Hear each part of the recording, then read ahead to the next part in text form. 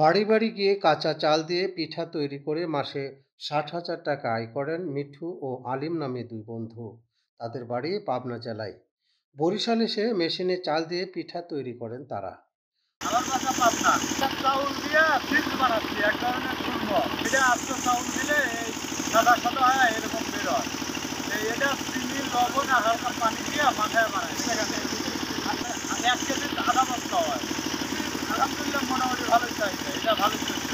অনেকটা হাতের স্পর্শ ছাড়াই তৈরি হয় খুরমা লতা পিঠা সহ ১০ রকমের আইটেম। বিষয়টি শুনে একটু অবাক লাগলেও এমনই এক মেশিন বানিয়েছেন মিঠু ও আলিম। মেশিনের মাধ্যমে কাঁচা চাল দিয়ে পিঠা বানিয়ে দিলে প্রতি কেজি ৫০ টাকা দিতে হয়। এই নিয়ে নারীদের মধ্যে বেশ আগ্রহ সৃষ্টি হয়েছে। চাহিদা বেড়েছে মেশিনে বানানো পিঠার। সরেজমিনে দেখা যায় জাহাপুর গ্রামের একটি দোকানের পাশে লোকজনের ভিড় জমেছে। সবাই বেশ আগ্রহ নিয়ে মেশিনটি দেখছেন। পাশাপাশি বিভিন্ন প্রতিষ্ঠানের শিক্ষার্থীরাও আসা যাওয়ার পথে বিষয়টি দেখে ভিড় করছে।